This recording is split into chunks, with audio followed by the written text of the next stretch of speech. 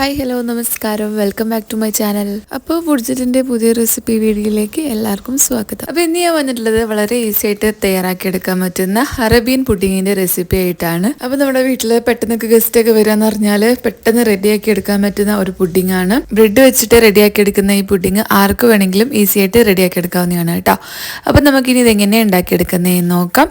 അപ്പോൾ അതിന് മുന്നേ നമ്മുടെ ചാനൽ ഇതുവരെയും സബ്സ്ക്രൈബ് ചെയ്തിട്ടില്ലെങ്കിൽ ഒന്ന് സബ്സ്ക്രൈബ് ചെയ്യാം കേട്ടോ. അപ്പോൾ പുഡിങ്ങിന് ആവശ്യമായിട്ടുള്ള ബ്രെഡ് ഞാനിവിടെ എടുത്ത് വെച്ചിട്ടുണ്ട്. ആദ്യം തന്നെ ഇതിൻ്റെ സൈഡ്സ് ഒക്കെ ഉണ്ടല്ലോ, ഈ ബ്രൗൺ സൈഡ്, അതൊക്കെ നമുക്കൊന്ന് കട്ട് ചെയ്തിട്ട് ഒഴിവാക്കി കൊടുക്കാം.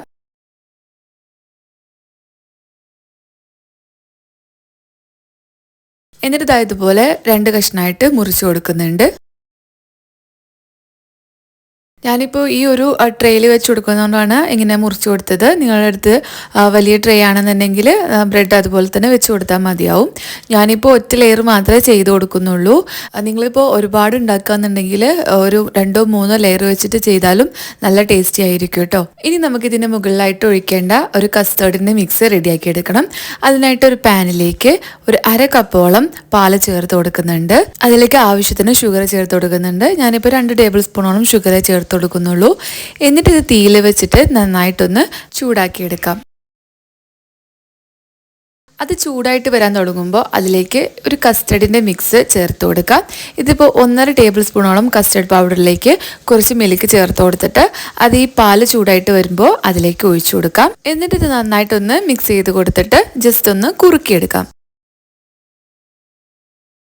അപ്പോൾ ഇതാണ് കേട്ടോ ഇതിൻ്റെ ഒരു പരുവം. ഒരുപാട് കട്ടിയൊന്നും ആവണ്ട, ഇതുപോലെ ജസ്റ്റ് ഒന്ന് കുറുകി വന്നാൽ മതിയാവും.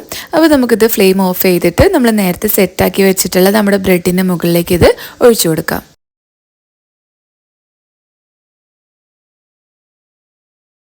ഇനി നമുക്ക് അടുത്ത ലെയർ ചെയ്തെടുക്കാം. അതുവരെ നമുക്കിത് ഫ്രിഡ്ജിൽ വെക്കാവുന്നതാണ് കേട്ടോ. അപ്പോൾ അടുത്ത ലെയറിനായിട്ട് ഒരു മിക്സിയുടെ ജാറിലേക്ക് 3 ടേബിൾ സ്പൂണോളം ക്രീം ചീസ് ചേർത്ത് കൊടുക്കുന്നുണ്ട്. അതിലേക്ക് 3 ടേബിൾ സ്പൂണോളം പാലും മിൽക്ക് മെയ്ഡും കുറച്ച് ഷുഗറും കൂടെ ചേർത്ത് കൊടുക്കുന്നുണ്ട്. ഞാനിപ്പോൾ ഇവിടെ മധുരത്തിൻ്റെ അളവ് കറക്റ്റ് പറയാത്തത്, ഓരോരുത്തർക്കും ഷുഗറിൻ്റെ ടേസ്റ്റും ഇഷ്ടവും വ്യത്യസ്തമായിരിക്കുമല്ലോ, അതുകൊണ്ടാണ് കേട്ടോ. അപ്പോൾ നിങ്ങളുടെ താല്പര്യത്തിനനുസരിച്ച് നിങ്ങളുടെ ഇഷ്ടത്തിനനുസരിച്ചുള്ള മധുരം ഇവിടെ ചേർത്ത് കൊടുക്കാവുന്നതാണ്. അപ്പോൾ അത് നന്നായിട്ട് അടിച്ചെടുത്തിട്ടുണ്ട്. ഇനി നമുക്ക് നമ്മുടെ നേരത്തെ നമ്മൾ സെറ്റാക്കി വെച്ചിട്ടുള്ള ബ്രെഡിൻ്റെ മുകളിലേക്ക് ഇത് ഒഴിച്ചു കൊടുക്കാം. അതിന് മുകളിലായിട്ട് ഇനി ഒരു ഡെക്കറേഷന് വേണ്ടിയിട്ടും ഒരു സ്പെഷ്യൽ ടേസ്റ്റിന് വേണ്ടിയിട്ടും ഒരു ക്രഞ്ചി ആയിട്ടുള്ള ഒരു ചോക്ലേറ്റ് ഇതിന് മുകളിൽ ഒന്ന് ക്രഷ് ചെയ്തിട്ട് പൊട്ടിച്ചു കൊടുക്കാം. ഞാനിവിടെ ഗാലക്സിയുടെ മിഠായിയാണ് ചേർത്ത് കൊടുക്കുന്നത്. നാട്ടിൽ അവൈലബിൾ ആയിട്ടുള്ള മഞ്ചൊക്കെ ഉണ്ടല്ലോ, അതും ഇതിന് പകരം ചേർത്ത് കൊടുക്കാവുന്നതാണ് കേട്ടോ. അത് നല്ല ബെസ്റ്റ് ആയിരിക്കും. നല്ല ക്രഞ്ചി ആയിട്ടുള്ള ചോക്ലേറ്റ് വേണം മുകളിൽ ചേർത്ത് കൊടുക്കാനായിട്ട്. അപ്പോഴാണ് നമ്മുടെ പുഡിങ്ങിന് നല്ലൊരു ടേസ്റ്റ് കിട്ടുക കേട്ടോ.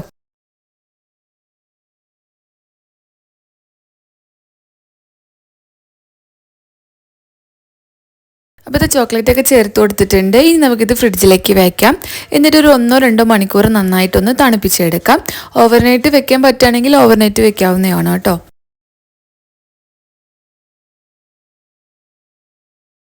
അപ്പോൾ ഇത് 2 മണിക്കൂറൊക്കെ കഴിഞ്ഞപ്പോൾ നമ്മുടെ പുഡിങ് ഞാൻ പുറത്തെടുത്തിട്ടുണ്ട്. നമ്മളെ പുഡിങ് സെറ്റാക്കി ഇട്ടിട്ടുണ്ട്. നല്ല തണുത്ത നല്ല ടേസ്റ്റി ആയിട്ടുണ്ട്. അപ്പം നമുക്കിതൊന്ന് മുറിച്ചെടുക്കാം. വളരെ ടേസ്റ്റി ആയിട്ടുള്ള ഒരു പുഡിങ് ആണ് കേട്ടോ ഇത്. നമ്മൾ ചേർത്ത് കൊടുത്തുള്ള ക്രീം ചീസിൻ്റെ ഒക്കെ ഒരു ടേസ്റ്റ് കൊണ്ട് തന്നെ ഒരു പ്രത്യേക തരം നല്ലൊരു ടേസ്റ്റാണ് ഇതിന്. അപ്പോൾ എന്തായാലും എല്ലാവരും ഒന്ന് ട്രൈ ചെയ്ത് നോക്കാം കേട്ടോ. എന്തായാലും എല്ലാവർക്കും ഇഷ്ടമാവും. നമുക്ക് പാർട്ടികളിലും ഒക്കെ ഉണ്ടാക്കിയെടുക്കാൻ പറ്റുന്ന നല്ലൊരു റെസിപ്പിയാണ്.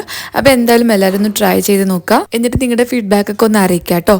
അപ്പോൾ മറ്റൊരു റെസിപ്പി ആയിട്ട് വീണ്ടും കാണാം. നമ്മുടെ ചാനൽ ഇതുവരെയും സബ്സ്ക്രൈബ് ചെയ്തിട്ടില്ലെങ്കിൽ ഒന്ന് സബ്സ്ക്രൈബ് ചെയ്യുക. താങ്ക്